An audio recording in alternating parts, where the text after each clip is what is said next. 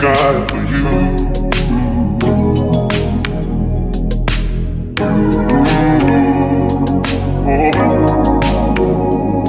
And the tears in my eyes are for you. Yes, I cry these tears for you. It goes on and on and on, I'm here for you. It goes on and on and on, I live for you. It goes on and on and on, I'm here for you. It goes on and on, yeah.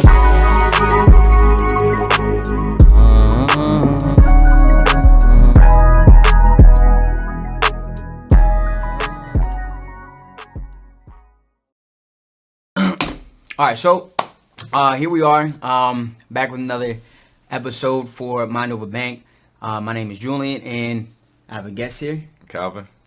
My man Calvin. It's my cousin, long time cousin, friend, everything. It's been a while since we've actually connected. And I feel like, yeah, for sure. When was the last time we probably? I want to say my wedding, bro. I think after that, I'm like, oh, maybe Jesse's, maybe. Yeah. Christie's wedding. I'm tripping. I'm saying Jessica. Not Christie's wedding. Yeah. I thought about him. Chris and James. That's so right. Yeah, that's I was just thinking of Kristen and James. Yeah, I was hitting up Jessica just a bit ago, a few days ago. But why not? That means it's been a while. Yeah. I think almost 2 years ago. Yeah.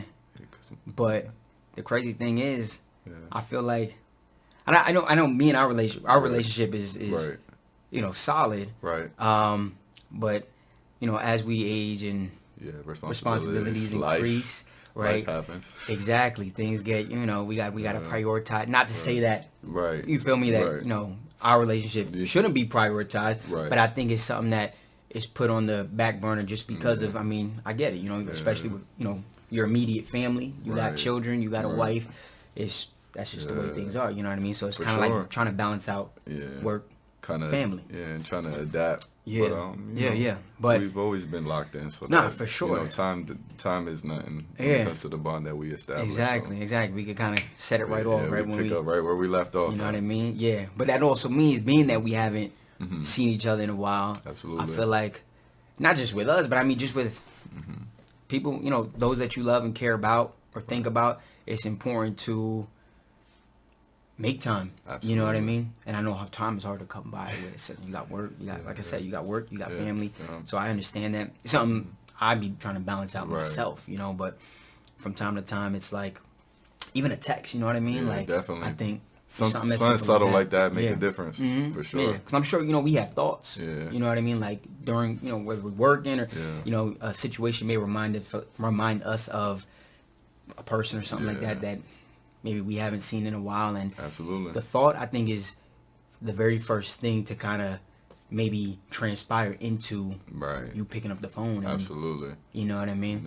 Trying to be more mindful of that. Oftentimes I tell myself that, especially when I think of others, like, so many times we think about people, we don't reach out to them. But we'll think about it, but we don't reach out. We don't put the action. I catch myself. So sometimes I'm like, I got to be a little more mindful of that. That person crossed my mind is not for naught. So let me act on that. Exactly. Even if it's like a text, like, yo, hey, I was thinking about you. Sure. Like, hey, I miss you. Right. You know what I mean?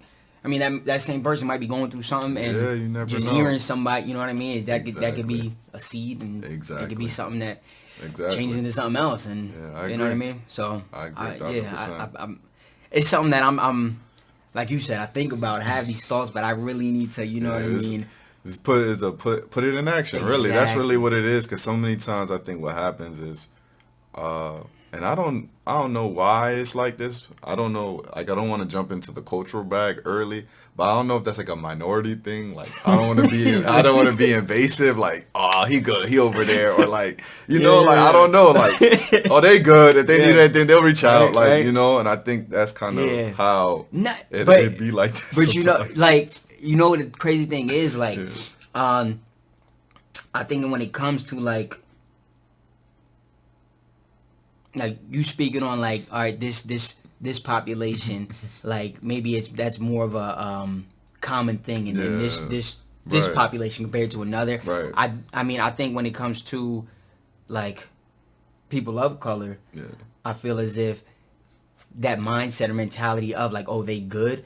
I think that is something that you see more than maybe other, you know what I mean? And I think that's really how it happens because, if there's no dire emergency, you kind of don't want to be invasive. I don't know what it is. I don't know what that little gray area is, why it's there, why it exists. I don't know. I have to look into that more. Right. But it does seem like that, and especially in strong and like minority groups. Like, all right, like they good over there. They eating, they alive. Oh, I see them on Facebook. They all right. Like, And that's like society today. Everybody see everybody on social media, so everybody thinks like, oh, okay, they good. Exactly, they good. Yeah, You good. Yeah. You posted a picture with your kids and your family. Oh yeah, he good. Right. Yeah. For sure. So I think that's kind of where sometimes the follow through, the ball drops because it's like, okay, I see him on social media, or I see her, or I see them. Exactly. They're posting, they're traveling, they're having the time, they're doing their family thing. So it's like, okay, yeah, they're good. Yeah. It could be a facade, or one thing looks one way, but deep down is like you don't know really know what's Perception's going everything, on. right? Yeah, right. I'm saying,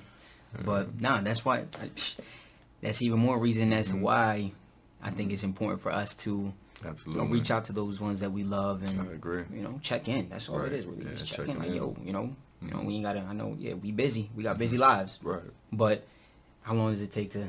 It's shoot a only text? 5 minutes, if that. You know what I mean? So 2 minutes out of your day. For a sure. minute out your day. For sure.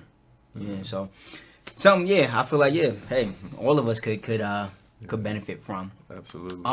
But we're here to talk about you, Yeah, right? yeah. So, Yeah. one thing I kind of wanted to, I guess, get things kind of rocking and rolling was, I guess maybe just you kind of introducing, you as a person. Right. I mean, and we could be here. I mean, anyone could be here all day explaining their whole life story. Right. But I guess maybe let's start out with who you were or how you would describe yourself and like aspects of your life before this person you are today. You know what I mean? So I guess I'm not saying to dive back. Yeah. Yeah. But way back, but maybe just if you had to kind of take if someone looked at a snapshot, there you go. Yeah. Who was Calvin? Right. Before this person you are now. What were the things that you were engaged with? What were the things that you were doing? Right, Where was your mindset? Right. Okay. So to be fair, I guess to the audience and to all those that may be inquiring, I guess I'll go back to early childhood just to start off there because, early childhood, I was just super athletic. Love sports, love playing football, love playing basketball. Traveled, played basketball in traveling circuits and played football. And, I was just that kid that loved playing sports. I was very reserved, always quiet, very to myself. And I just loved sports. I always had a dream and a vision of going to the NBA or going to the National Football League. I was that kid. I was a young visionary. I could visualize myself getting drafted, visualize myself, being recruited by this D1 football program or D1 basketball program. That's what I was inspired by as a child. I was just very motivated and disciplined in sports. That was Genesis for me, was just athletics. I don't know if I've done some history, looked into my family dynamics in the past. Sports really ran in my family. So basketball, football was big in my family. So, I was thankful one day my dad took me down to the football field without my mother's consent because she didn't want me playing tackle football. But I thank God he allowed that. He did it because, it allowed me to not only be involved in athletics, but it gave me a sense of belonging. And I met all my childhood friends that I still have great relationships today. That's where I met them, playing basketball, playing football in the community. So so it was a very common feat among the people around you. Sports is what we do. This is what we like. Basketball, you football, fell into it. Yeah, here, this is what it is. And, and in a sense, too, I was very grateful for it. Reflecting on it now, very grateful for it because that's where I developed my leadership skills. That's where I developed that discipline and that structure. You know, I mean, I came from a very fortunate parent background where they instilled a lot of those traits and those characteristics in me. But nonetheless, like being in those Shout out to moms and environments, pops, right? yeah, they allowed me the opportunity to really like flourish and grow. And then my football coaches and basketball coach seen that in me and Okay. kind of tapped into that. So, you know, those are some core memories from early childhood that I could hold fast to and dear to. And I believe they kind of fake molded me into the man I am today. Okay. So I say that. So yeah, like early childhood, it was literally sports. Like I'm watching ESPN. I'm watching everything sports related. I'm the kid in the cafeteria talking about everything that's Stats going and on. all of Hey, that, that right? that was like my heart and soul. And then I'll say as I began to emerge into like my adolescence, like to my teenage years, you know, that's when the human biology, everything changes. Like, you know, going from that quiet, cool kid to just like, A little oh bit more wow, outspoken, like maybe. you get starting to like peak, you know, that puberty starting to come. You're starting to smell yourself, feel yourself. You know, I'm the you man, know, right? like girls start getting attracted to you. You start, you know, and like you're on the basketball team and you're popular and you got the Jordans. You know, like I started going into that. I'll say that pretty boy phase. All right. All So right. like middle school, like from like 7th to 8th grade, I think that's where I kind of like shifted because in the earlier years I was just very academic, very disciplined, just a very respectful kid. Like I just stayed in my lane. I was respectful. I treated everybody right. I can't sit here and say as a child I was wilding because I really wasn't. I was Okay. I was a pretty good kid. Yeah, well But reserved then kid. once the middle school came and I started seeing like 7th, 8th grade, that's when I noticed. I'm sure my family did at the time. Started to notice a little shift. Okay. Because Before we start getting to Yeah, that shift, what yeah. I want to know is Right. this is very important when it comes to like us developing as humans. Right. There's these shifts and Right. changes in our Right. life that are very, you know, drastic. Could Right. be maybe Right. not at first, you know, because Right. it follows this curve. Right. But they could be things that turn into something that takes you Right. down a different path in life that Right. can be for the better or for the worse. Right. But when you made that transition, or when you started like noticing that shift, or maybe you didn't, whatever it is, but things are changing. Right.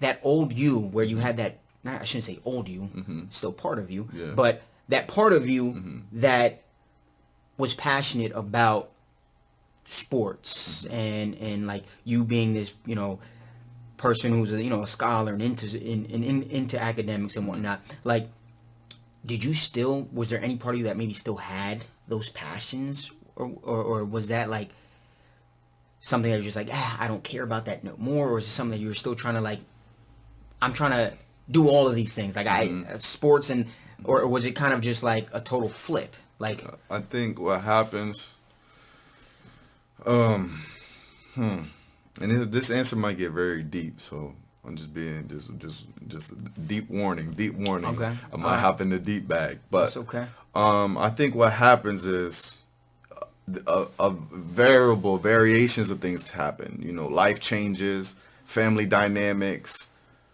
You know, all those things come into play, and when Absolutely. you have household changes or things that are going on at home, and then you see an influence, and what are you influenced by, and what are the things that, you know, you may desire more than, you know, life at home. And I think what happens, especially with adolescence, is that when you're at home, you know, your parents have a certain expectation of you, and there's a standard that's set. But once you start exploring and growing, and you start discovering new people and having different experiences with other peers and stuff, you get to see like their upbringing. Okay. And their upbringing may be different than yours. You know, their parents may not be as strict as your parents. You know, and I'm just gonna do this for joking matters because this is lighthearted as well.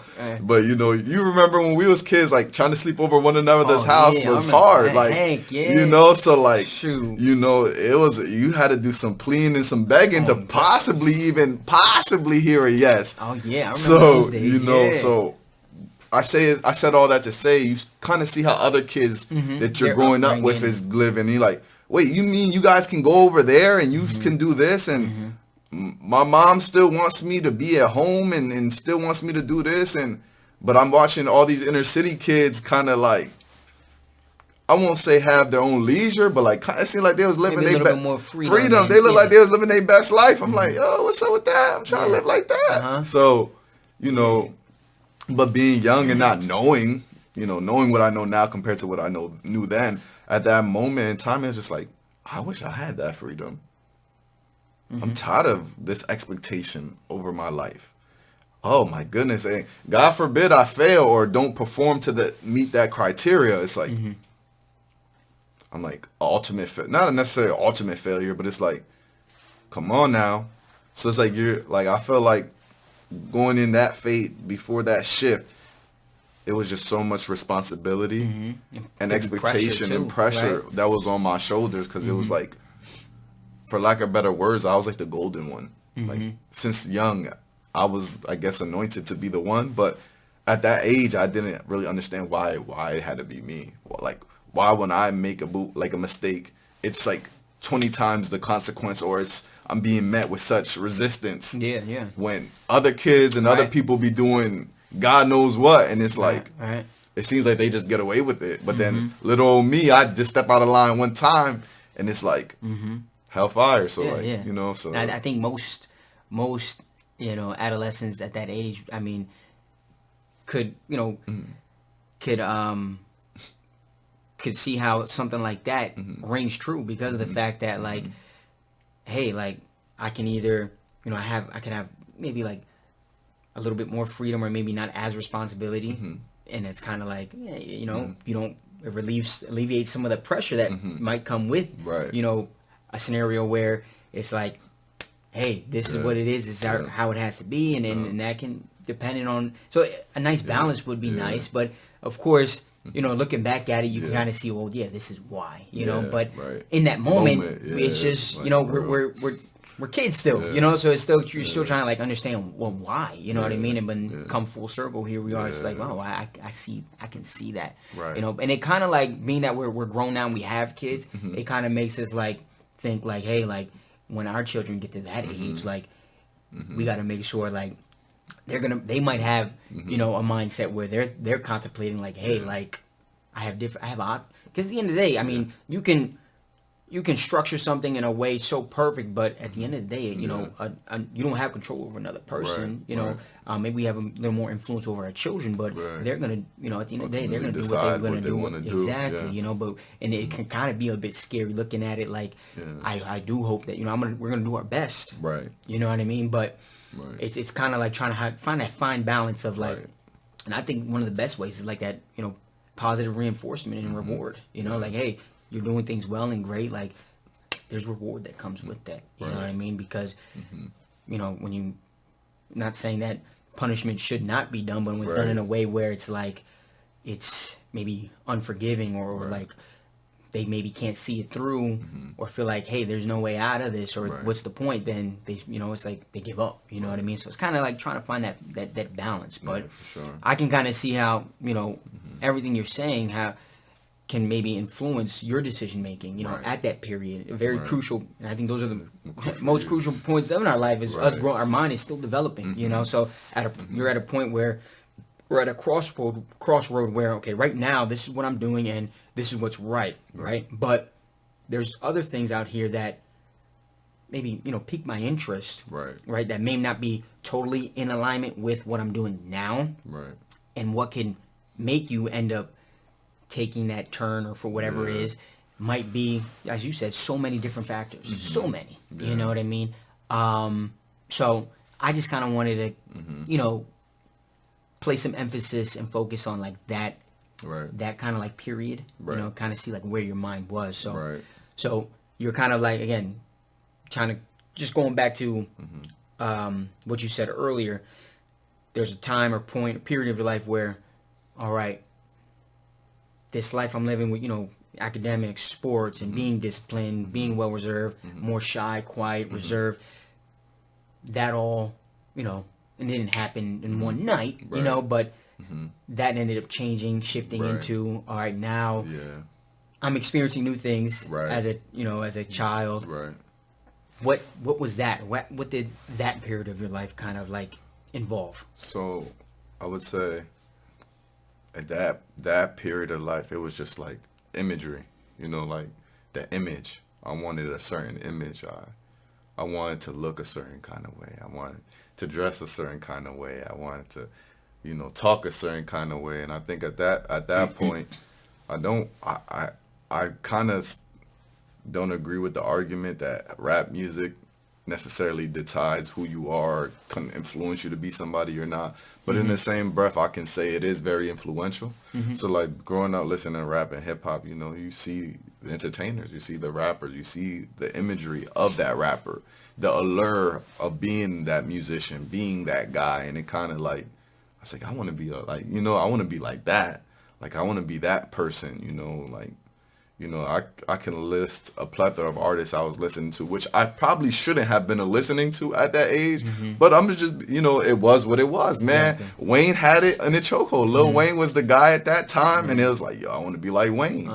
You know, I want to be like, you know, Jadakiss. You know, I want to be like these rappers. Like, they got the bling, they got the money, they got the imagery. Exactly. And, you know, you know, and it's very common in culture, like, you know, Definitely. being a young African American male, like that's just what it is. You know, you gotta. It's rooted in our culture. Yeah. So it's like you gotta have the J's, you gotta be fly, you gotta keep a fresh cut, like, and like that's where I say like I kind of really started getting vain. I guess that's the word to use. Okay. But like, you know, I was.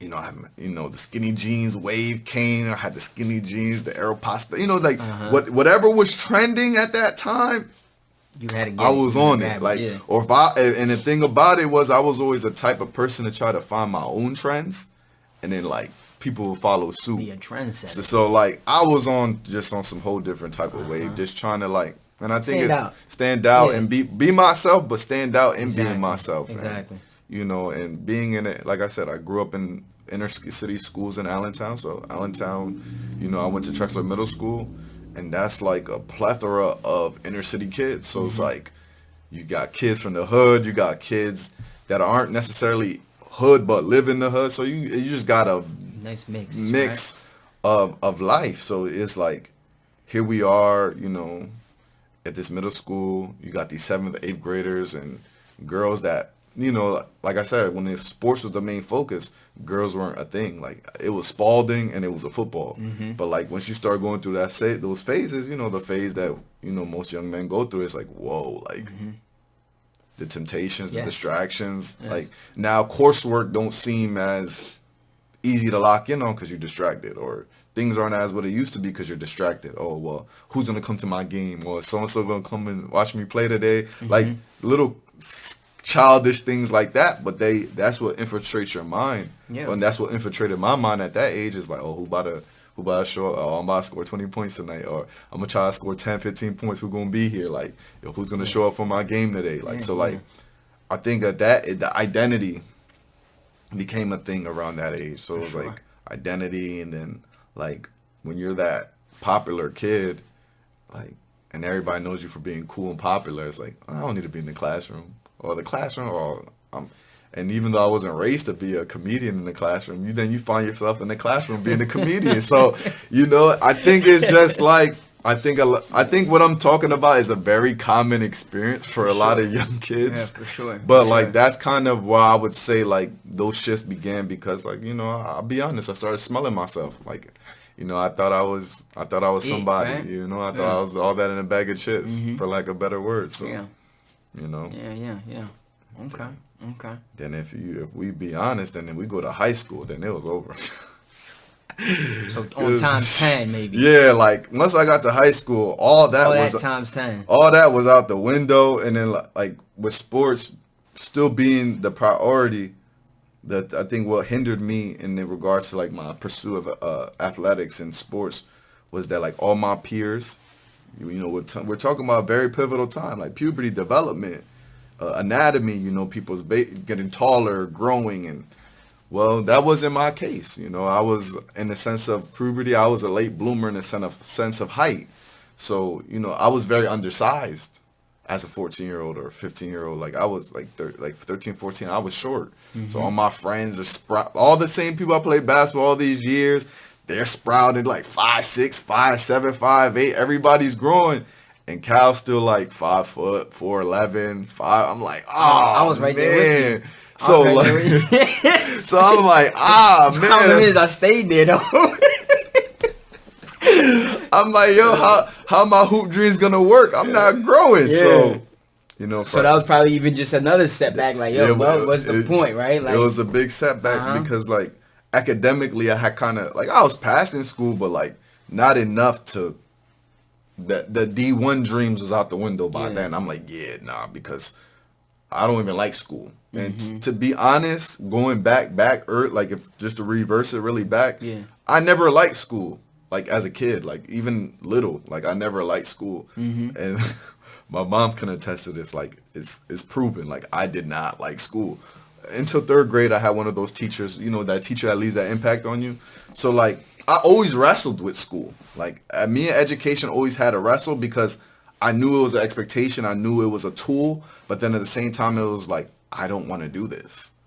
I don't want to do this. So if you have somebody that already had that and embodied in them in a sense, by the time you get to high school, if you're not laser focused on what you want, and again, not trying to make it seem like, oh, it's an inner city thing, but like once you start going to these inner city high schools, once you're at the Allens, the Deeruffs, the teachers, they're outnumbered. The staff to student ratio is ridiculous. Yeah. So, there's times that when I started my freshman year initially, I started at William Allen. I started at Allen my freshman year. And I remember they didn't even have a freshman building yet. And you had to catch like a little school bus to Lehigh Street. And they had like a facility called campus. So, and that's where all the 9th graders would go because they didn't have enough building space at the main high school. So, with me going to campus and having to do all of that, and then I would go to some of my classrooms and my classrooms would be vacant. Like meaning that there would be not a teacher there to occupy the classroom. Okay. So it would be like, for example, let's say a biology class, but there's no teacher there. So then it turned into a study hall. So I was like, whoa, like, so you mean to tell me I just came to school and there's not even a teacher here? Yeah. So like, some things ended up happening where I ended up transferring over to Deerf High School that school year. And, when I went to Deerf High School, that there was a little more, and this is not me feeding into the Allen Deerf rivalry. I'm just giving you my personal account, my experience. But when I got to Deerf, it was a little more structured. So it was like one of those school settings that you could kind of like, okay, I could be a student. I didn't have all this leisure because at Allen, I was playing manhunt with my friends in between classes. Like that's how freelance it was at that time. I'm not saying it's like this now. All my William Allen Canary folks I don't know what it's like today, but I'm just giving you my experience back in 2010. Yeah, back in 2010 as a freshman, it was just at your leisure. So So going to Deerf, it was like, okay, it's smaller, it's a more intimate setting because William Allen's way bigger. Student body, everything's way bigger at the school compared to Deerf. So it was like, okay, kind of gave me that structure again. Because I think what the thing was, I kind of thrive better in structure. No structure, just too many opportunities to go left or right. But nonetheless, I ended up going to Deerf. And I hope we're on track because I feel like I just jumped the conversation somewhere else. But I went to Deerf. And at Deerf, it was just like, wow. So being there, it was like, yeah, it's a smaller school. But, like, I don't know. I feel like with my social media presence at the time, with everything, like, I could really be that guy here. He's gonna take over. Yeah, I said, oh, hey, I could be the guy here. Like, it's too much going on, man. Like, hey, man, so he said, this is it. So when but I say that because when I got there, I liked that school way more than my experience at Allen. Even though I had a whole bunch of friends and teammates and people I knew at Allen, it just going to Deerf, it brought a different type of feeling. So I was like, yeah, I'm gonna be here. I'm here. This is where I'm gonna be at. Okay. And I said all that to say that when I got there and I got comfortable, that's where everything declined. Because we're talking about the shift, right? We're talking about a young man that was disciplined, grounded, rooted, cared about athletics, was just very, very reserved to himself. Yeah. But now it's like, wow, like Switch like, flip. yeah, middle school I was popular and I was cool or whatnot, and I played basketball. But here I am now at a high school, and like everybody's mad cool with me. Yo, cowboy, da, da, da, da. Like everybody. I don't know why it was that way, but hey, it was the way it was. Like people really kind of like fed off of what I had going on. So I said all that to say basketball clearly didn't work because I wasn't tall enough. All my teammates that I grew up with, they're like I said, they're at that basketball high school height. And I made the freshman basketball team. I did make the team, but I didn't get playing time. I wasn't a starter. And going like for an athlete being a starter and then going to a bench player and then you're not really getting the reps or the time on the court, you kind of really get discouraged and like, yo, what is this even for? Like, why am I here? Yeah. And it was a very pivotal time in my life because I was like 15. Like 14, 15, I remember I had a conversation with my mom. And I said, Mom, like, I play sports all my life, but, like, I think it's going to end. And a lot of people told me not to stop. But, like, my self-esteem was so low. Like, I'm like, I can't attack the basket like I used to. My shot getting swatted, like, and, like, I just didn't devote myself to the craft like I did. And I kind of had, like, a little disdain with it.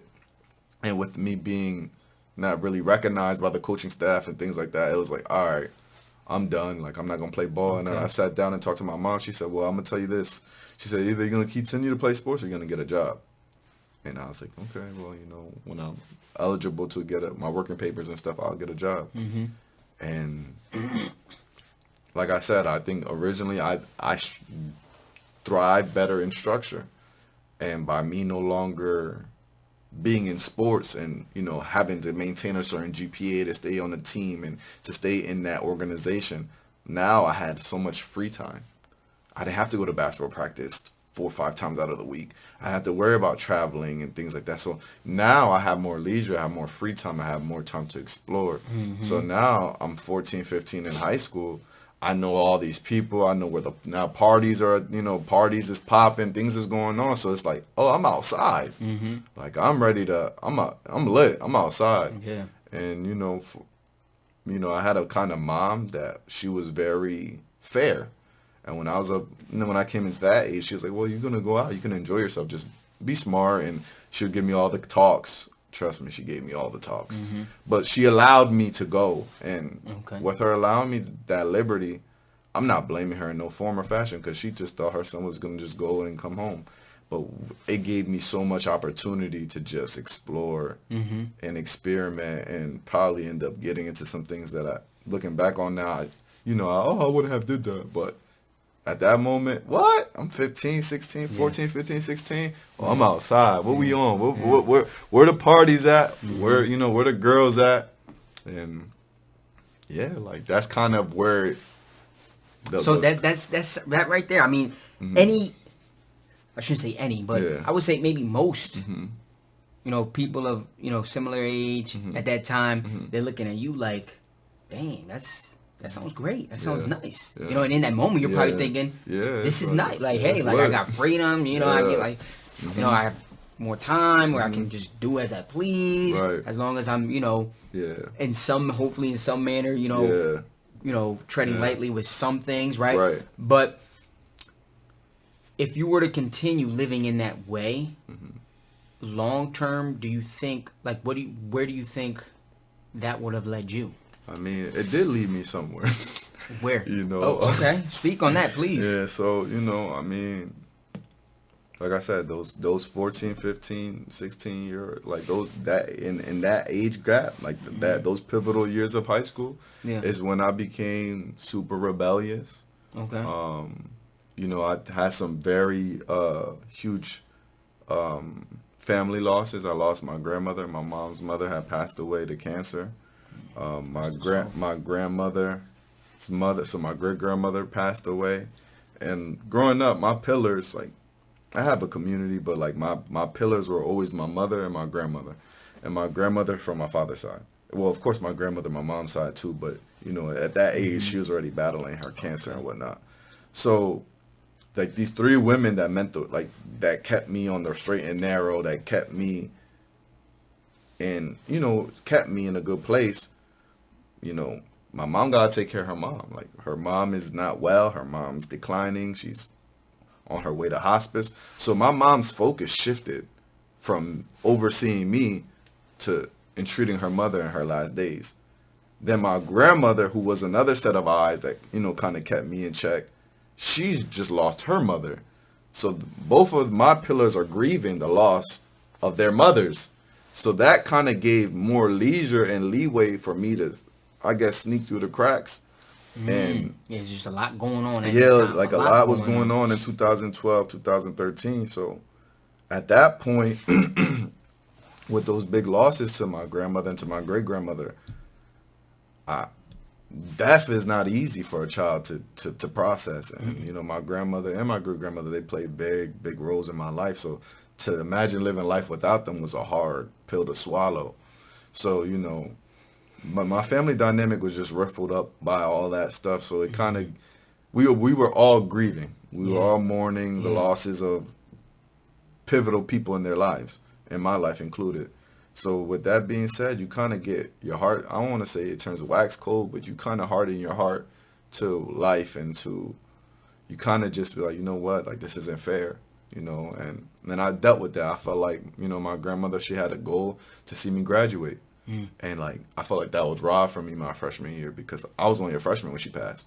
So I was like, wow, if she could only lasted 3 more years, she probably would have seen me across the stage. So like, that was, like I said, it was a very hard pill. And then, when you're dealing with grief and anguish and you don't know how to regulate your emotions and you don't, like, don't nobody talk about therapy. Therapy and mental health is being brought up more now than ever before. But like in those times, there was no therapy. There was no talk about it. There was no process through your emotions. PTSD wasn't a big thing. People wasn't talking about no PTSD or trauma. Like I know that verbiage now and through, things I've experienced and the work I've done. But prior to that, there was no conversation like, oh, well, you need to go see a therapist, or maybe you should consider talking with a counselor. So, I'm enduring all these things. I've lost all connection to the things that I love. So I'm no longer playing basketball, which was therapeutic for me. I'm no longer playing football, which was therapeutic for me. I'm no longer engaging in any activities of that manner. So it's like, I don't even have a real outlet to kind of channel through these emotions. Exactly. So, So where was that energy, that emotion where was it being channeled? Like, what? So then at that point, I'm like 14, 15, and all my childhood friends, like all of us, like I'm talking about like the ones that I grew up with, that sports ain't work out or sports wasn't our priority no more. Like we started our own little coalition. We started our own gang. Like we literally created our own gang. And, I think we were just a whole bunch of wounded, hurt, misguided young men and young boys. And we channeled that by, we made ourselves to be a gang. And I guess you could say we operated as a gang. I mean, so, you start smoking weed, you start partying, drinking liquor. You start finding out about promethazine and codeine, and then you see people popping Xanax and Percocets, and K2's legal at the time, so you got people smoking K2. So like at this trajectory of my life, it's just like it's spiraling. I'm spiraling out of control. Like I'm in the deep end. There's no bringing me back in, and I'm pretty sure, and I know for certain now, people were like sending warning signs to my mom and screenshots and pictures of me, posting pictures with guns, all kind. Chief Keef came out too, so like the Chicago drill movement was a heavy influence. So like amplified things. So like at that time in life, it was just like, if you're not with us, you against us, and like I kind of took on this real rebellious bandit like mindset, like. And is somebody gonna feel my pain? Like somebody gotta feel what I feel inside. I've been good all my life. I've been Mr. Goody Two Shoes, and that ain't get me nowhere. Like being like that ain't clearly get me nowhere. I'm still not really understanding life, but I'm looking at life like it's unfair. I come from a family of Christian believers, so like, everybody telling me to turn to God, look to God, but like I was not trying to hear none of that.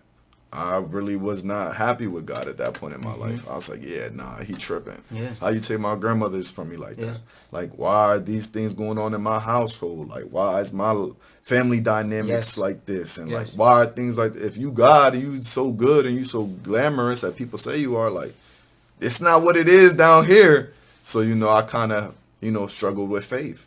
I struggled with, I didn't want to go to church services. Like, I kind of just rebelled. And ultimately, it led to one night, I believe it was like March 19th of 2013. I ended up being arrested for armed robbery. And, I was adjudicated as a juvenile and charged with, robbery, theft by force. And yeah, I mean, a lot happened in between that too. But like me like pivoting and going down that path, Yeah. it just led to a path of destruction. Yeah. I As so far where you're involved in criminal activity, you're saying. Yeah. Yeah. Wow. And there, everything you said, like, you kind of giving in that moment reason as to why maybe you're going to continue this kind of lifestyle with the losses and just the grief and death and everything. I mean, I can't Yes. say any, but Yeah. most Yeah. people, children, adolescents, in your same shoes at that moment, going through similar things. And I mean, there's kids going through that stuff right now, Now, right? as we speak. Like so many, Yeah. right? Like, and they're battling with like, hey, like, and I'm sure they know, right? And maybe you even knew this too. Like, hey, I know that this isn't good for me. But there's, again, you just have so many reasons as to why you're like, well, I'm not gonna try to fight it or try something different because of A, B, C, and D. Right. You said that you then got arrested, so maybe this is like, even now you're like, now you're closer to rock bottom, Right. right? You remember that date for a reason, right? Yeah. Take me, I guess, a little bit further into that. Okay, like what is then going on? Like What does that look like in that period of my life? Yeah. So, what makes that story so much more profound, especially being on your platform, speaking to you about it, is, if I'm not mistaken, the day before, so it was March 19th of 2019, March 18th, you came to my house to pick me up, take me to go see a recruiter for the National Guard. The day before? Yes. The day before I was incarcerated, you came to come pick me up to take me to the National Guard to meet with a recruiter. I don't remember that. You don't remember it, but I do. It's facts. And you came to pick me up, but I was asleep. And I missed that. I missed you. You came and you called me because in the midst of all me kind of going downhill, people were still trying to guide me in the right path, or trying to just get me to not fall completely, I guess you could say. But like, I was already in too deep. I was already engaging in beefs and brawls and fights and all these extracurricular activities. So I think ultimately it was just designed for me to go get incarcerated, because I knew at that point in my life, the way I was going, that's what was going to happen. Like I said, all my childhood friends, all the people that I was locked in with at that time in the period of my life, were in juvenile detention. They were being arrested for stealing cars, robberies, shootings, you name it. Like, some of them were being certified, charged as an adults. So like, at one point, I think, honestly, around that period, maybe out of 15, 20 of us, I want to say like the mass majority of us were incarcerated, like 15 of them. And I'm not talking about just juvenile stints. I'm talking about certified, charged as an adults, 16 years old, sentenced to 5 to 10 years in state prison. So like, I'm watching all my friends get locked up. And one would say, well, if you see them get locked up, why would you follow? But we were so already deeply enrooted in what we were doing in the city, it kind of like, I think it was just inevitable to get away from. So even though, like, for example, you don't remember, but in your case, you were trying to come and get me just to, probably even, let's just say I would have never joined, but just to get information. You were a positive role model in a sense, or a positive peer of mine at that time in my life. You were one of, if the few, if the only, to be honest, at that time in my life, that was but was on the right path, not engaging in foolishness. So, with that being said, I got incarcerated that night, Wow. March 19th. And I was in the What year was that? That was 2013. 2013. Yeah, 2013. Yeah, so I was maybe 19. I was 19 in that year. Yeah. And they sent me up to Lehigh County, the juvenile detention center, processed me in there, and I was in there for like, I want to say it was either a couple of days or a couple of weeks. I can't remember exactly how long I was in there for. Yeah, yeah. But I was there, and I'll never forget when you first enter into the jail, they give you like a D-tap or some kind of shot to make sure you're clear before you go into population. And I remember the nurse she said, "This is your first time here, young man?" And mind you, this is my first time ever being in trouble with the law, ever being in trouble with the police. I'd never been arrested in my life prior to that. Never was in trouble with the law ever prior to that. So this was like my first ever real encounter getting everything. Well, that too, but but like this is my first time ever really having to deal with like detectives being interrogated, getting sent to jail and being in a cell and whatnot. So, how old were you at that? I'm 16. 16. I'm 16 years old at this time. So 16. As I'm being processed, I remember the nurse told me, she said, young man, this is your first time here? I'm like, yeah, this is my first time here. She said, oh, you'll be back. I don't know why I remember that so vividly, but she told me straight up, like, oh, you'll be back. Oh, my. I said, wow. I said, I ain't never coming back. Like, that's what I told her. I said, I ain't never coming back. Oh my. She said, that's what they all say. And I was like, I said, she tripping because I ain't coming back here. Wow. So, nonetheless. Very bold statement, huh? Yeah, and I think what was so interesting about that situation, like about me being incarcerated, and I told you, like, my friends being incarcerated and things of that nature. When I was in my cell before I was released to population, I seen one of my friends, and he looked at me, and he goes, Cal, they got you too? And I was just like, damn. He said, yo, they about to send me to LCP, bro. And I'm just like, LCP? He's only 16 years old. Why he going to Lehigh County Prison? He said, yo, they certified me. I'm like, oh, snap. So mind you, all my friends is going up. They getting sent to the big boy yard. They getting sent up top. So I'm like, that might happen to me. Because the district attorney's office is talking about charging me as an adult. So I'm just is this all you guys, like, was he mixed up in the same mess? Yeah, like, we were all engaged in a lot of similar activities. It's just some got caught sooner than others for different situations. But, like, we were all at that age engaging in activities that we shouldn't have been. And, some of theirs were more intense. Like, his case, he had a loaded gun. He got caught with a loaded gun.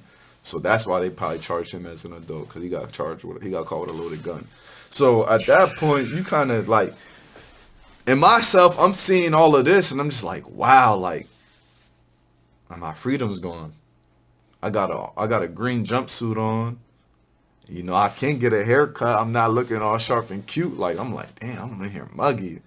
I use the bathroom. My cell smells like what, and I'm like, wow, like, this is real life. Like, I'm really in jail. Like, and like, I remember just making that phone call home. Wow, I made that phone call home to my mom, and that was probably one of the hardest things to do, because at that moment, it's like my mom did not raise me to be like that. This. Phone call was her finding out, or did she know prior? No. I mean, I it's just too much time, so I didn't really jump into everything. But no, she got the call initially that I was at the station. You can't be interrogated or interviewed by the detectives as a minor without an adult present. You're right. So they called my mom, and they're just saying like, oh, we think there's a mishap. We think that your son might just fit the description of somebody that committed an act, but we just need you to come down to the station. And if I recall it, if I may not tell it exactly how she'll tell it, but if I'm not mistaken, I believe that her and my little brother were doing something. And she said, police? And they're like, oh, we got your son here. I think it's a misunderstanding if you come down to the station. And I think when she came down to the station and the victim of it kind of like pointed me out, they told her like, your son's under investigation for an armed robbery. So when I got into the interrogation room, not only is my mom there, but my little brother's there. And like that was a tough pill to swallow because I've always been a positive role model to my brother. I always was try to prioritize like just showing my brother right. And at this moment, I kind of like let him down. I let my family, I let everybody down. You know, that especially those that raised me up and trained me to be. That's the last thing I think anybody envisioned for me at that point in my life. But it got heavy. Wow. And I bet some very, when you're at your, and this is just with anyone, like when it comes to life, when you're at your lowest point, you know what I mean, or what you think is your lowest, or maybe it's just the lowest you've been in your life ever, right? You look back and say like, especially when you have time to think about it, you look back and you're like, wow, like I went from here, started here, and ended up here, and you're like maybe trying to like process like just, and again, it's just. So many things that go on in life over time, and things don't just happen overnight. You know what I mean? Because when you were in sports and whatnot, you're not thinking like, oh well, 5 years from now I'm gonna be in a cell. You know what I mean? It just things every decision happen. In life, you know what I mean, is like can make you or break you. Absolutely. Of course, you don't know that because we only know of what's now and the past. But it kind of helps you kind of put into perspective like the importance of the choices we make can significantly or drastically impact us. You know what I mean? But at that moment, so you're saying you had this conversation with your mom and your brother, you feel like you let him down.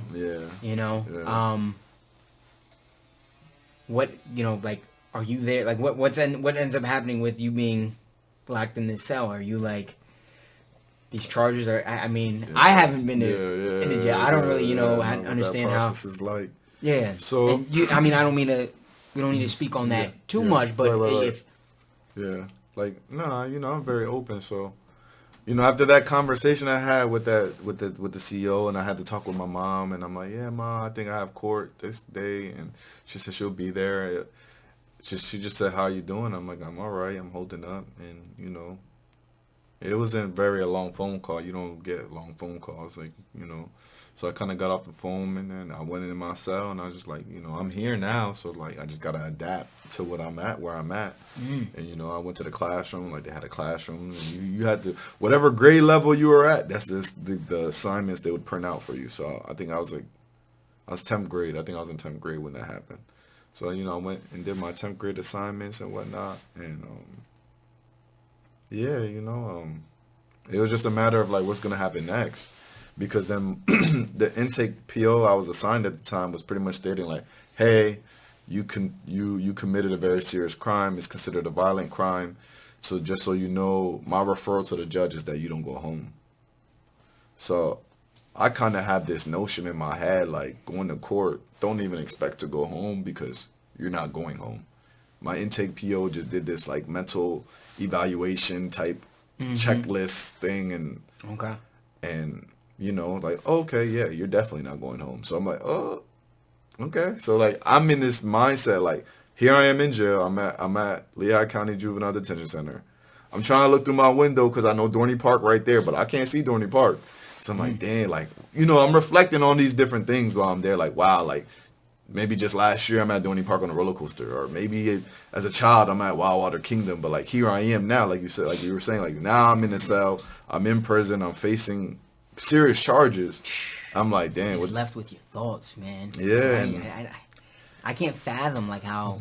Yeah. You know what I mean? Like you just think about everything that you think about everything that was right, everything that was good, everything that was wrong, everything was bad. You think about it all. Everything. You think about everything because you have nothing but time but to think. I'm saying like you go to sleep each night. Before you go to sleep, I know as we get older, I feel like you might have thoughts of, okay, what do I gotta do everything I do? What do I gotta do tomorrow? Blah blah blah. And that's just maybe like 30 minutes. But just imagine being in one room like all day and you just thinking like, geez, that's just I there's times where I just like when I hear of certain people getting arrested, like famous people, celebrities or whatever it may be, I really sit there and I'm just like, and then if they have like if they're in there for some time, I'm like it's just wow. It's just the thing though, the human mind and the body, it adapts. So I'm not saying this to advocate for it. No way am I endorsing or encouraging prison or highlighting it. But I'm just saying the truth of the matter is you kind of adapt. You adapt to it. Yeah. And to just fast forward my whole encounter and experience with the law. So I ended up going to court, and this is part of my testimony too. So like I go to court, and I go to as I'm being walked in by the sheriffs are like walking me up, and like it's crazy to say like all my senses were like heightened. You chained up or something? Yeah, I was chained up from my hands to my waist to my ankles was chained up. So I was like chained up like this. Oh my! I mean, I can't show in the camera, but like I was pretty chained up. Wow. And I just remember coming off the elevator, and I could smell my grandmother's perfume. I could hear my mom. Like I didn't see them yet because I didn't turn the corner, but I can smell, hear, and just see my family. So good. It did, but then I had so much shame. I was ashamed of myself, and I just put my head down. Like embarrassment and kind of. Yeah, I just hung my head. I hung my head, and I'll never forget. My mom said, "Ay, qué lindo." I said, "Damn, like this is real. Like I really messed up. Like." I done made some boo-boos, I done did some things, but like, yo, Cal, you kind of went overboard, bro. Like, you see how we're like laughing about it now, right? Yeah. In that moment, you're just like, like it just with life, and I think it's one way to not lose hope, because like you look at you'll be in a position in your life, you're like, how the heck am I gonna get out of this? How am I gonna do it, right? And then life goes on. You know what I mean? Yeah, as long as you're doing your best, right? And trying to trying to better yourself. Absolutely. You may get in a position where you look back and you're like, that is crazy that was me. You know what I mean? And here we are laughing about it. You know what I mean? But it just goes with anybody. You know what I mean? Like at a time you're like at rock bottom, but if you really put your mind to it, you can achieve more. You can shake back for sure. You know? But so you saying you walk in there, your mom compliments you, makes you, I guess. That was laugh a little. I don't even think that was a compliment. That was more like, "Oh, you think you're cute." Like that was the kind of that's what it was. It wasn't like, "Okay, lindo," because you're cute. It was like, "Oh, you see, you think you're cute. You think you see what you're doing." Yeah. I was like, "Yeah." So, I go into the courtroom, and mind you, I'm telling you, the people told me I'm not going home. And mind you, I just feel like, I'm sorry, I keep jumping all over the place, but just to go a few steps behind the whole encounter, my parents and seeing and smelling my family and whatnot. I'm in the bullpen with like nine other teenagers. I'm probably like the last one in the bullpen up to go for my bail hearing. All 8 of those young men that went for bail were denied bail and came back to the bullpen. So you're just like, I was like, yo, I'm really not coming home. Yeah, my chances. So finally, okay, they did. I'm out the bullpen. I'm next up for court. I see my family. I hang my head. I go in the courtroom and I go before the judge. This is my first time ever encountering and having an encounter with a defense attorney or a public defender in my case. And the public defender, God bless his soul, because he's actually not here with us today. David goes to me, don't say a word. He said, don't say nothing. I'm your representation. I'm here to speak on your behalf. First time meeting this person. First time ever meeting an attorney, meeting a lawyer. Like, so at that point, you're probably like, yeah, all right. I'm like, okay, whatever. Like, I mean, here I am in this big room with all these people just watching me, looking at me. And like, I'm not trying to be racial in no way, but I'm looking at all these white people. I'm like, yeah, I'm cooked. I'm just being honest. I'm just like, yikes. Like, I'm looking at all these people. I'm like, yeah, I'm cooked. He said, that's messed up. So the attorney tells me that don't speak. I'll speak on your behalf. And if you do have to speak, yes, sir, or no, sir. And I look back, so I see my mom, I see my grandma. Now I can make eye contact with them. I'm looking at them, and I kid you not, my grandmother for most of my life, she's always been a churchgoer. She's always been a Christian woman of God. Yeah. And she's sitting in that bench behind me. You would thought she was at a pew at church. She's just there praying. And I'm not saying praying like silently. Like, she's calling on Jesus Christ actively in the courtroom. And I'm just looking at her like, she's like, Jesus, Jesus, Jesus, Jesus, Jesus, Jesus. And like, she's just calling on, and me ignorant, my little old ignorant self, like, looking at her like, Grandma, it's not church. You don't got to be praying for it. Like, I don't know why, but, I'm thankful that she prayed.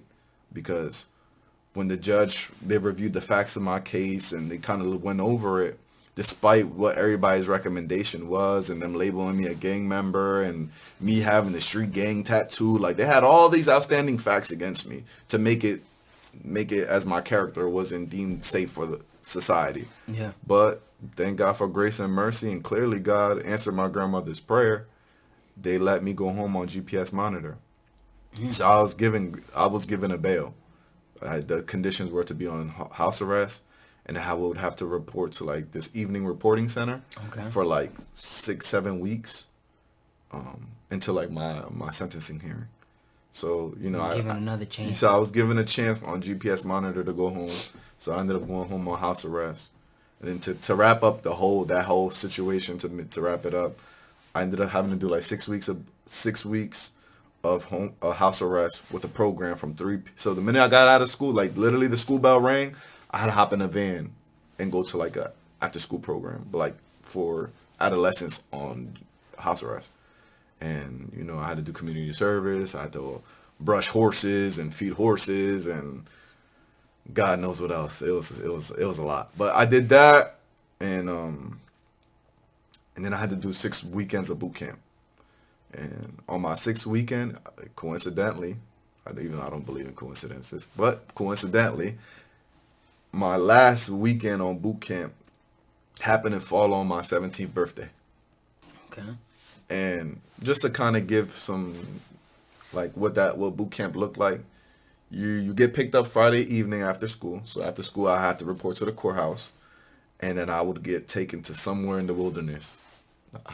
Like, it could be Gettysburg, PA. It could be like a shed somewhere. Like, it was like, I don't know, bro. It was like I was in the sticks of PA somewhere doing the most randomest things. But you weren't allowed to talk. You weren't allowed to engage in activities like with your other peers that were in the program. You're like convicts? No. Yeah, I guess, like you were like, I was in jail, bro, but like I just was like in a program, I guess.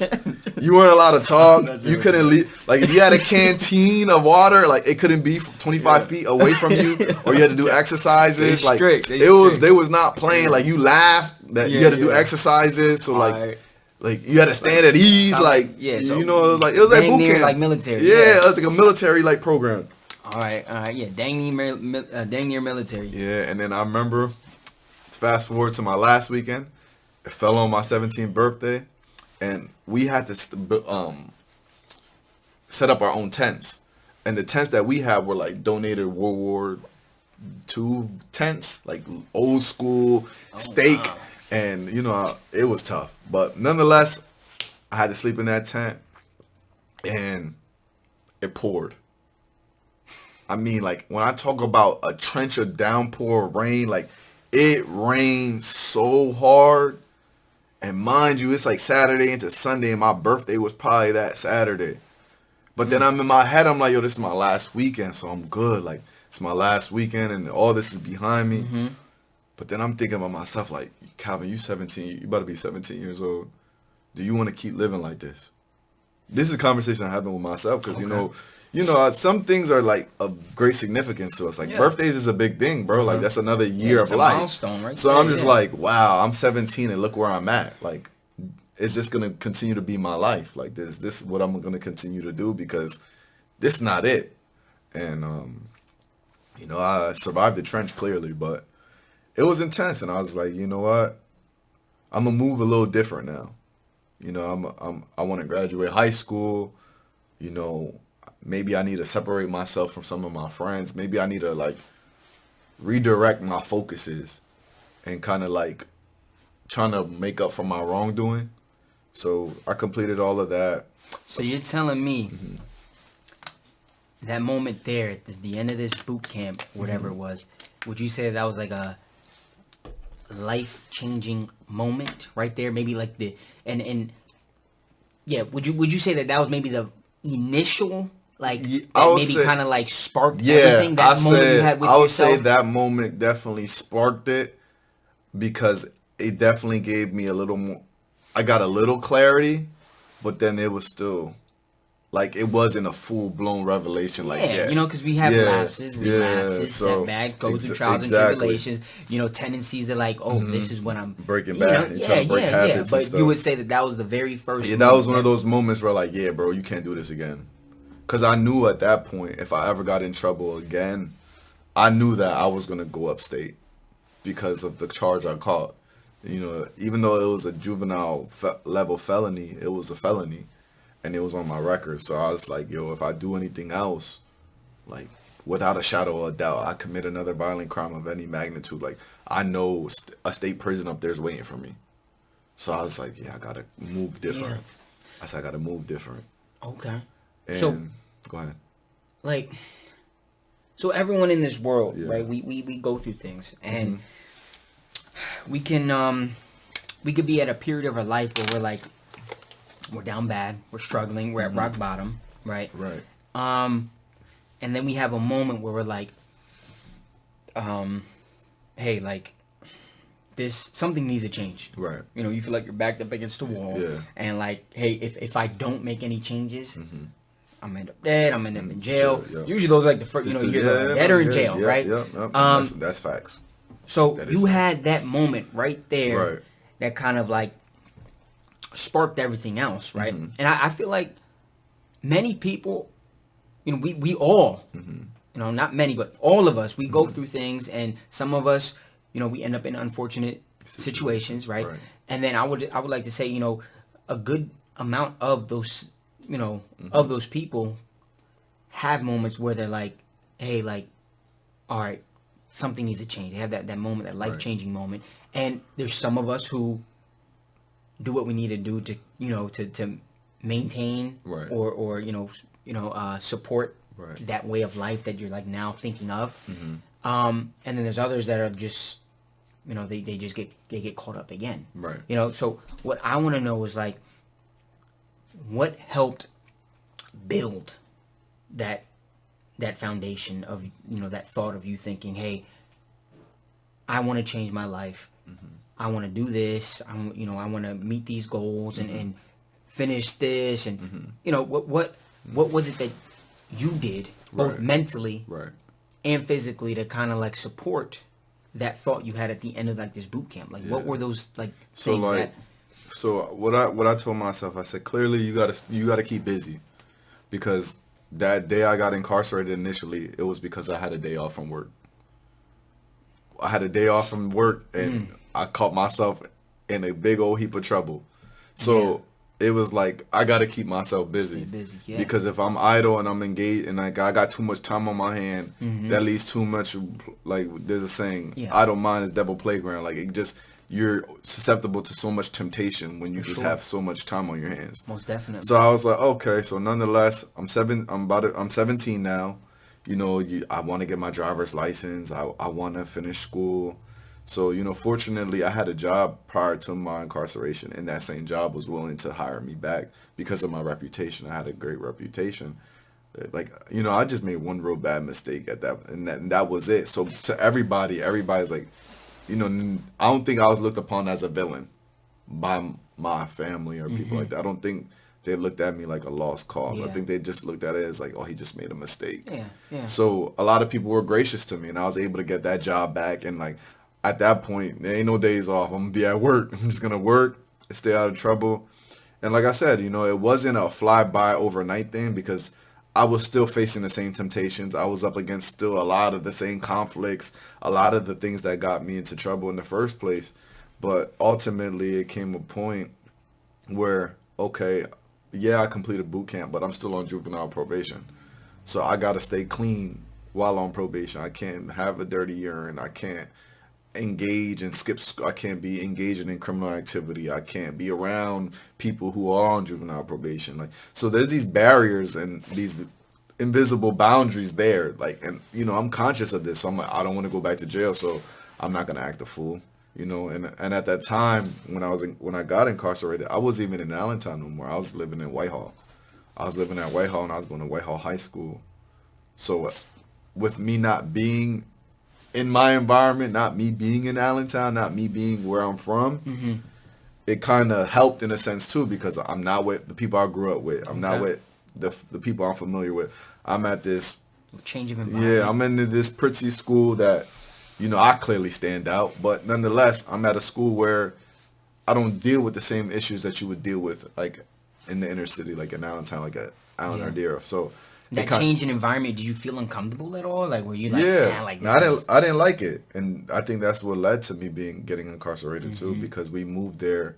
We moved there before I got incarcerated. Yeah. Then we moved there like in February or something, and then like shortly after I got locked up. So acceptance played a big role in you actually being able to like look past the fact that, hey, though I dislike this, I know it's best for me, you know. And it was easier to focus in school then, because I'm at a school that I'm not with my friends. I'm at a school with a bunch of kids that don't know me. I don't know them. I don't care to know them. And they don't care to know me. So let me just do my school thing. But that's what ended up happening. I was on juvenile probation. I lived in Whitehall, and I was going to Whitehall High School. So like it kind of made that process easier. And my juvenile probation officer said, like, hey man, if I had cases like you all the time, I would love my job, because I didn't bother. I didn't break curfew. I didn't try to cut off my bracelet. I didn't do none of that. So I just did what I had to do. I bit the bullet. I made my bed. I laid in it. And, I successfully completed juvenile probation. I successfully completed that school year. So then it was like, okay, I'm going in. So the inspiration came from it being my senior year. All right, senior year. I'm getting older. I'm about to be 18. I can get my license soon. Like, so my focus was like, oh, let me just focus on wrapping up this school year. Because if I finish this school year, like, then I'm done with school. Like, this is it. You come so far these 12 years. Like, this is the 12th year. This is the last one. Like, so going into my senior year, I had the wanting to graduate, wanting to make up for the family embarrassment or whatever it was that I caused my mom and my family. Because that was a achievement, but that's nor here nor there. That was a gossiping point at one point for others. I know it was. But nonetheless, it happened. And, I took full responsibility for my actions, and I owned up to it. I did what I had to do. And then I was looking forward to my senior year. And then what happened, and then, like I said, you still face challenges. You still face adversities. So with me being at Whitehall, their credits were higher than Allentown School District's credits. Okay. So the credits that I had currently would, in order to graduate at Whitehall High School, I would have to do a whole nother school year. And I'm sorry, I ain't doing 13 years of school. Like, it was never that deep. So I had that conversation with Ma. I said, yo, Ma, send me back to Deer. I'm going to get this high school diploma. But she didn't want to, because clearly, that's why I was acting up. I'm not doing what I'm supposed to do. I'm in summer school. I'm wilding. So I'm sure as a parent, she didn't want me to go back. For sure. But then in the same breath, she understood, like, to have my son repeat a whole school year that he doesn't necessarily need to, he just got to go back to where he's from. And, I made a promise. I promised her, I said, Mom, if you let me go back to Deer my senior year, you don't got to worry about me getting in trouble. I won't get in no trouble. You don't have to worry about me hanging out with nobody. Like, I'm going to just do my part. And even though I live in Whitehall, I'll walk. If I got to walk to there, I'll walk. I'll walk, catch that bus on Front Street. Like, don't worry about it. And I did it. I'll walk. So she agreed? And she agreed, transferring me back. And I remember my guidance counselor was like, why did you come back? I'm like... So I think everyone's thinking, even yourself, like, this is the true test. Yeah, like, now I got to do what I got to do. Like, if I'm gonna make up for all the wrong I did up until this point, this is the time to redeem myself. Yeah. And I did it. I went to school. I won't sit here and say I had perfect attendance, but I was present. Did a lot better than my freshman, my sophomore, and the beginning of my junior year. So like senior year, I locked in. I think I got off of juvenile probation that September, October, November of that school year. Okay. So I was released from supervision, and I finished the school year strong. Did my senior project. Did everything that I needed to do. I mean, it got a little ripply thing at the end of the school year, but ultimately, I got through it. I endured the school year. I graduated. My mom's and my grandmother and everybody saw me cross the stage. I went to prom. Like, I was able to give everybody that experience, that I did it, despite what I was going through the last 2-3 years. Yeah. So, and at that moment, I showed myself and proved to myself that I was resilient. Exactly. The odds was really stacked against me, and even in the midst of all of that, even though I did what I needed to do, there was a lot of stuff that I did in between that was not okay.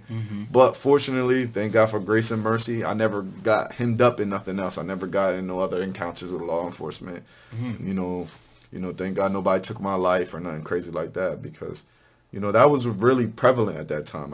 People were getting murdered in the town. People were, like, I'm not talking about people, I'm talking about kids. Like, kids of my age were getting gunned down and stuff. So it was just a very hyper vigilant time, and you know. And so you're saying this was all off the muscle of you just really, really wanting better for yourself. So yeah, ultimately it was just you already messed up. Like when you already hit rock bottom and you already kind of messed up, it's like, and you know that you're destined, or you felt within your heart that you're destined for more. It's like that ambition, that drive, that discipline that I had as a kid, it kind of like resurged. It came back, like, all right, lock in, Cal. Like, do what you got to do. And I did it. And like I said, it wasn't pretty. It wasn't cute. It wasn't like I became prissy and I became a prep and I became like a nun. Like, I still was doing stuff, but I kept the main thing, and I didn't dabble deep in stuff enough to get me caught up in stuff like that again. Understood. So, you know, I think that the inspiration was just trying to make my people proud and proving to myself that I was capable to bounce back. Yeah. And, you know, I did that. And okay. And what is it now? You know, looking at who you are now, the person you are now, what is it that you're currently doing, or what is it that you do to like maintain this course of life that you so I mean paid I for yourself? think what happened was it all stemmed from like my I don't know how to term this, but I'm gonna just say how it's coming to my mind. I had my God encounter. Okay. You know, I had a God encounter, and you know, at 19 years old is when, you know, that's when the light bulb went off for me, like where it was like, I'm here for a greater purpose. I'm here for a higher reason. There's more to me than what I perceive myself as.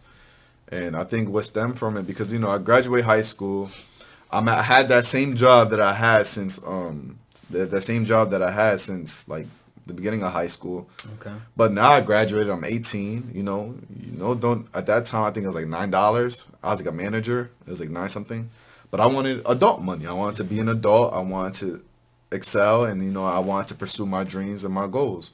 So, you know, I know academia at the time. I was thinking of enrolling at L-Tri-C, and I was kind of like really trying to pivot like all the way and going legit and doing things the right way again.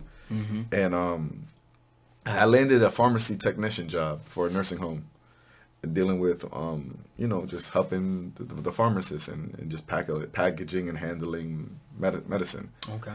And I landed this job, and it was a great paying job, and it gave me a sense of belonging. It gave me a sense of like, wow, who I used to be is not who I am today. And because of that mistake I made, here I am. I can do better. But that wasn't the case. So I land this job, and I'm there for like 3-4 days. They love me. They're offering me overtime. And my criminal background comes back. And when my criminal background came back, I was in the impression as a juvenile, your record's sealed. But when you commit a felony, it pops up. So when they do the FBI background check, it showed that I was a felon. And I'm 19 years old. I land this phenomenal job, and I'm so ecstatic, and I'm so eccentric, and I'm feeling so like purpose. Then it's like my past kind of stripped me. Yeah, it took a bite out of you. And then that was hard, because that, for me personally, was like, wow, one mistake I made is causing a significant detriment on my life. And I remember, man, I cried. I'm gonna be honest. I cried so hard. I was like, I'm trying to do better. I'm trying to do everything right. You know, like I went on one of those soapboxes. I was like, yo, bro, I'm trying to do everything in my power to be a better person and be a better version of myself. And it's like, every chance it seems like this, it's like haunting me. And I remember I talked to my mom, I talked to my grandma, and they both pretty much told me, like, you know, these are the type of things you got to go to God about. Like, yeah, we've been your guide. Yes, we've been, you know, a light to you, and but like what you're dealing with, like, I don't have an answer for you. I can't tell you what to do. And for the most part, all my life, they told me what to do. But at this moment, they didn't have the words to tell me what to do. So my grandma was like, you need to pray. And mind you, my grandma's been telling me this since knee high. I'm like, yeah, whatever, grandma. You always want me to pray. But when my mom told me, like, no, son, you really need to, there's some things you just need to seek God about. And I was there in my room, and I went down on my knees, and I prayed, and I said, God, if you're the God who my grandmother talked about, my great-grandmother talked about, everybody talks about, and you're the God of the Bible that people talk about, like, reveal my purpose. Like, why am I here? Who am I? Like, am I meant to be a thug the rest of my life? Am I meant to have all these different women? Like, am I meant to live like this? Is this my purpose? Like, because it don't feel good if it is. And I cried out, and I remember I went to a church service, and I was like, okay, I guess. First church service? I went to one of my first church services, like, on my own will. Okay. On my own accordance. Like, yeah, without parents forcing me, dragging me. Got you. Without somebody trying to tell me to go. Like, I willingly volunteered myself to go. And I went to, I think it was Life Church at the time, or it might have been City, but it was Life Church, I think, on Hamilton Street. And I went, and like, they had a really good worship service. It was cool. But like the word that was preached at that sermon, it didn't really hit me. Like, I didn't really connect with it. Okay. And, so I was just like, okay, whatever. And then my grandma had said, well, you're more than welcome to come to my church. And I said, absolutely, I'll come. And I went, and there was like a speaker from Baltimore. And I heard him. But like, I was like, I don't know if I'm really ready to give up some of the things I want to do. Because living a Christian life requires sacrifice. You got to sacrifice some things. There's some things you got to give up. And I'm like, yo, I'm still trying to get tatted. I'm still smoking my little weed from time to time, I'm still here, entertaining girls and stuff. So I'm like, I don't know if I'm really ready to commit myself to religion at this time. So, I kind of backpedaled a little bit. I said, I don't know, this is a little too much for me. And, ultimately I ended up coming back to my grandmother's church again. But this time another speaker came from Baltimore. And this gentleman, it was kind of creepy because it kind of looked like he looked like me. But like, it looked as if I was looking at myself in the future.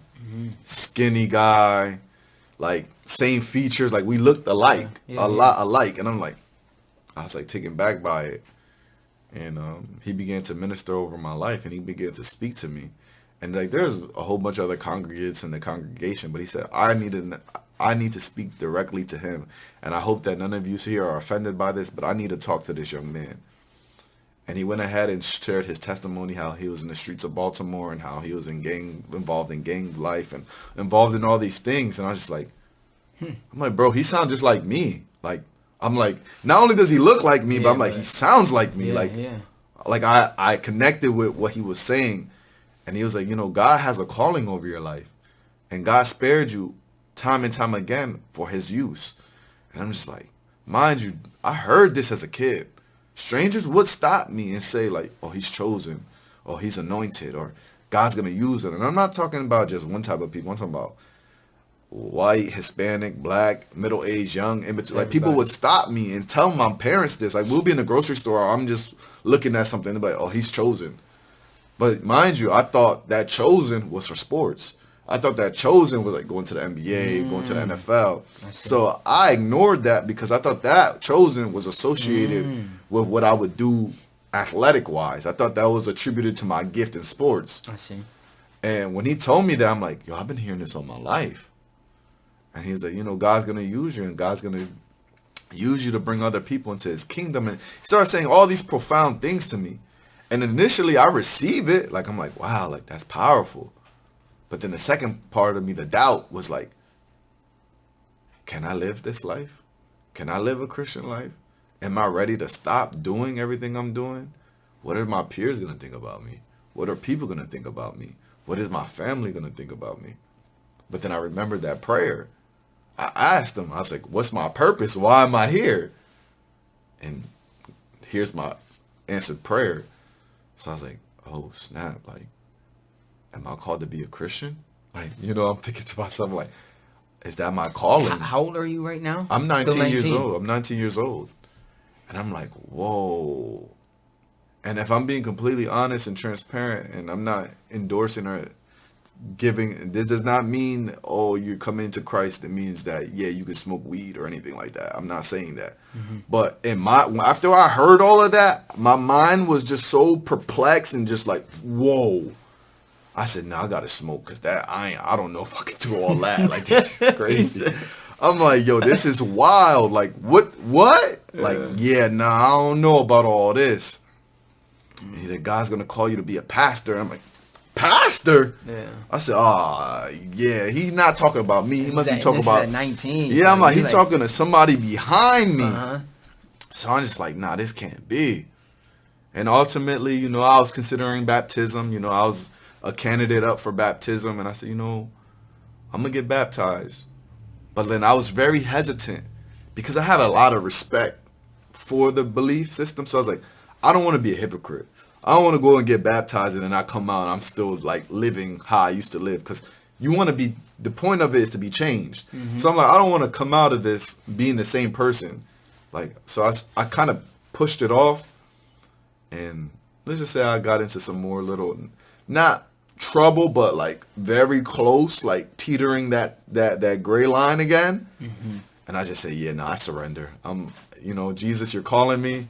Here I am, Lord. I surrender my life. And at 19 years old, December 20th of 2015, I went and got baptized in the name of Jesus Christ for the remission of my sins being removed. And from that day forward, like, my life changed drastically. Like, my life has never been the same after that day. Like, the way people view me, family, friends, colleagues, people I've encountered, people from my past. Like, to some people, I've kind of even became unrecognizable because it's just how much change. But That's true. You know, but I think it's just because God had a calling clearly over my life, and I answered it. And by me answering it, I mean, that me committing myself to the church and like really locking in on that and getting deeper spiritually. I mean, it was hard though, being a young man, being 19 years old and coming from the lifestyle I lived and the peers that I had. Like, it wasn't easy.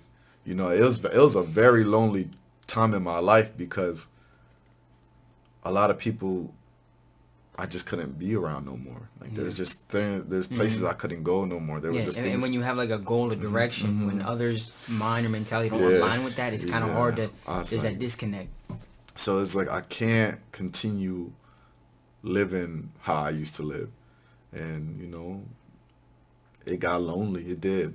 Like from 19 to 21, it got very lonely. But it was like discovery. That was like my isolated time. That's where I came into self.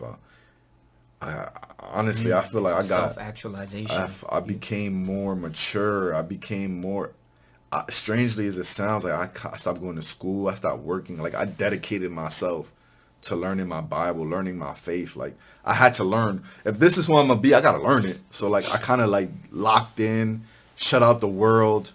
Family thought I was strange. People thought I was going through like a mental health crisis. Like, they thought like I was going through like a psychiatric kind of thing because I changed so much, and my language, just like changed.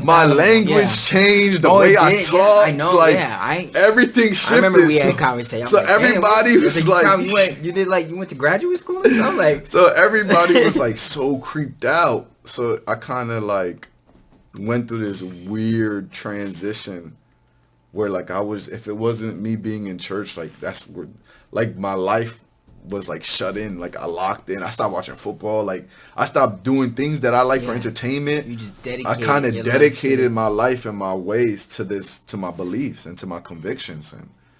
And with that being said, it kind of like shaped and molded me into the young man that I am today, into the husband, the father. I'm sure. It kind of like prepared me. I believe your values, the values that you probably still live by, were probably like created in that moment of your life, or that period of your life. So that kind of was like, like I had to learn to be by myself.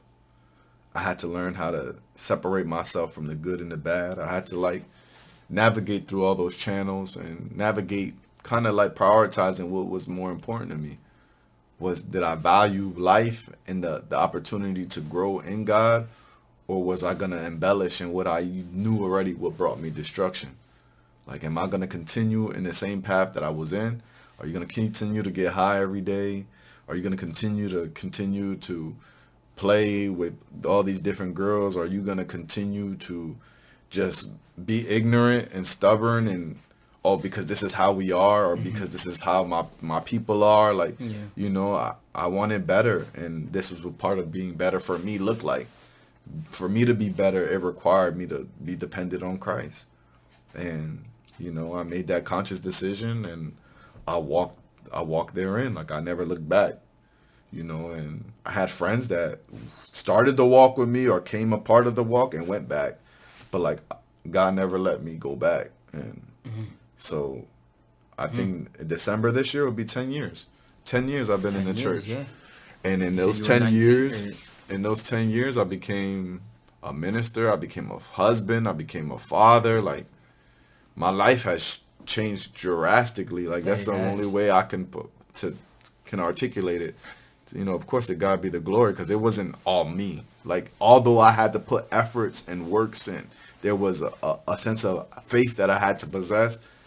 If it wasn't for the grace and mercy of God, bro, and him keeping me, because there's times in this journey, in this Christian journey, where a lot of people won't admit, where I kind of was like, yeah, I might give up.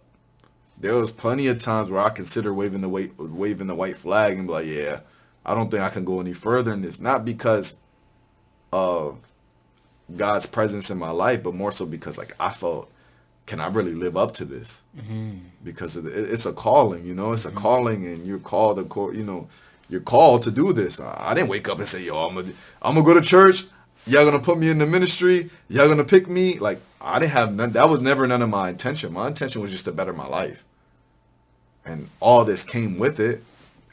And that's where I'm at today, but I thank God for it, because, it allowed me to go ahead and then gain the confidence to pursue my associates and get my psychology degree and my associates, to continue to be pursuing my education and get a bachelor's in psychology. If it wasn't for that structure, you remember, I think a big part of me, is I thrive in structure. So me being in a tight-knit church family, it kind of gave me that structure. Okay. I think some congregations out there, they're so big, there's so many people that you can't, not that you want to micromanage your congregation, but you can't manage all the souls because it's just too many people. And in my case, my church is very small, it's very intimate. So it allowed me the opportunity not only to thrive and grow, but I'm with women and men that are triple my age, 60, 70, 50 years old. So they're giving me wisdom, they're pouring into me, and I'm getting advanced knowledge at a young age. So, like, it wasn't like I was just going to church just to go. I was being fed. I was being taught the word. I was being taught how to conduct myself, being taught how to dress formal. I didn't know how to tie a tie. I didn't know how to dress up. But being in the church, being around the elders, they they showed me that way, and they modeled it for me. And they showed me that it was possible. So, that's kind of what ultimately, all that happened to me ultimately led to where I'm at today. And that's where I'm at this current time. Never in my wildest dreams, you would have sat me down at 16 and told me, hey, at 28 years old, this is where you're going to be. Absolutely. Because I would have never fathomed that. I don't even think anybody in my family would even sit down and tell you, yeah, he was going to do this. Because that's how it caught everybody by surprise. But nonetheless, I just thank God for it, because I know the way I was living, the way I was moving, like, if it wasn't for him protecting me, I would have been gone a long time ago. Like, and that's just the God honest truth. And in spite of me being in the church 10 years, I've had friends who lost their life to gun violence. I have friends who are incarcerated to this day. I have friends who are doing 40 years in prison. Like, that still was happening in spite of me going through my transition. Wow. And I think one thing I wanted to highlight, and something in the future when I do more light work and I'm engaged in the community and doing stuff more in the community, I really want to highlight survivor's remorse, because people don't talk about survivor's remorse. People associate, like, they talk about PTSD, or they use survivor remorse more so with vets, war vets. Like, you know, those that were deployed and they seen violence and then they come back and like, oh, they got survivor's remorse. They live with this sense of guilt. Like, why not me? Exactly. And in my salvation, even in Christ, being rooted and safe and not engaging in any of these activities, I still dealt with that. Like, why not me? Like I fought somebody. I literally fought somebody who's incarcerated right now for a murder.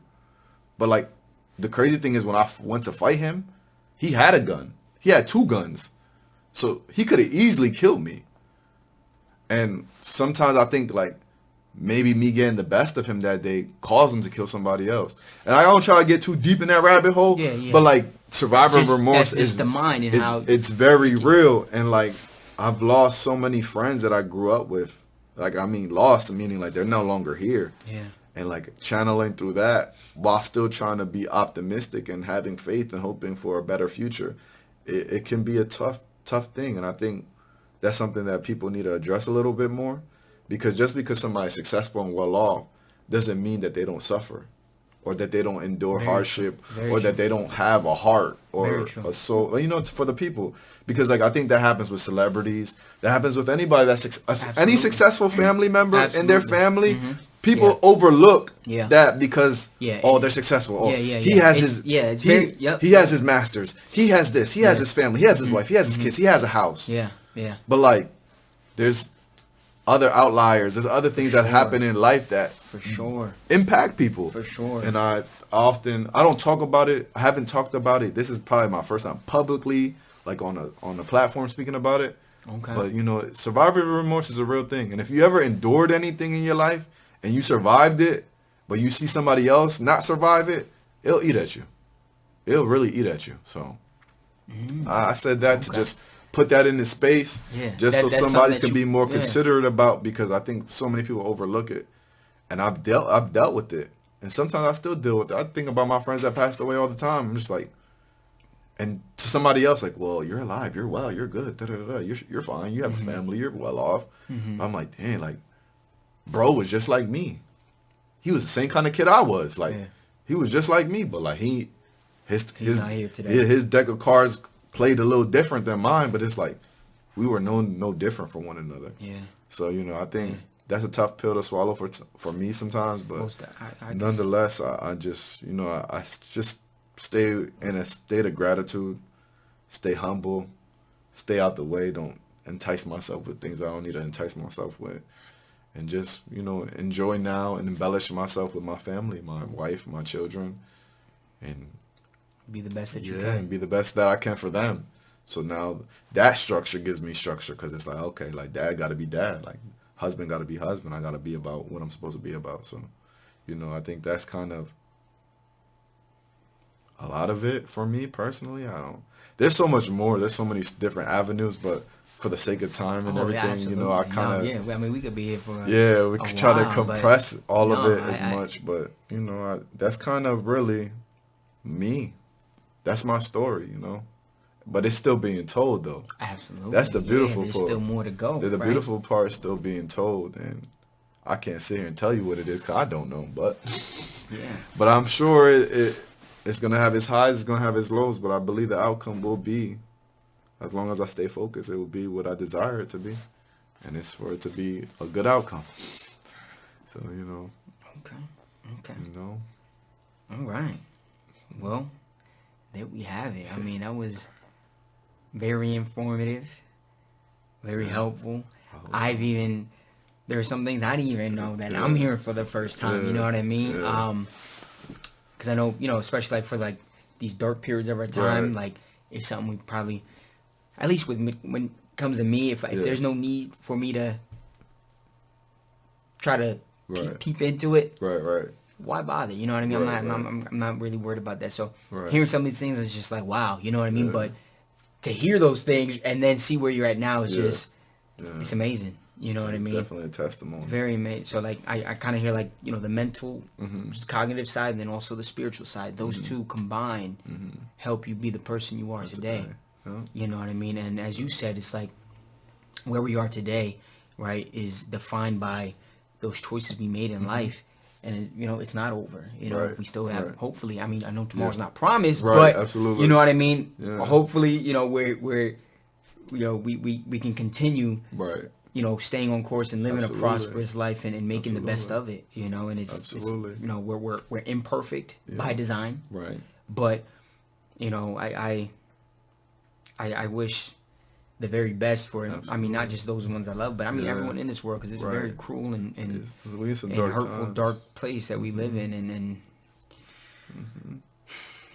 you know, making the best of it. Right? Absolutely. And if I guess I'll say, if I had advice to give anybody, or if there was like one thing I would say to somebody, or like, cause you know, I think you can hear it in this Discord, like this conversation that we had, was like, clearly my passion, my heart is with the young people. Like, I work with young people. I've worked with adolescents, but ultimately, even as young adults and as an adult, or even as you might be in the later stages of your life, just never lose sight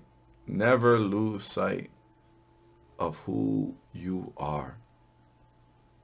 I think what happens for us people, like, sometimes we let our environment, our circumstances make us who we are. But remember, we are who we are. That's deep. That might go over your head. But remember who you are. Remember who you are. And never that's lose sight of who you are. And that's at the core of who you are. I think what happens is, with life, hustle, bustle, responsibility, things that get in the way of life, we kind of lose sight of self. We become so responsive. We just respond to everything. Okay, but we don't really take time to really do the introspective work, looking at ourselves like, how is this serving me? Is it serving me? Is it making me? Is it bringing joy to my life, or is it taking from me? Is it robbing me?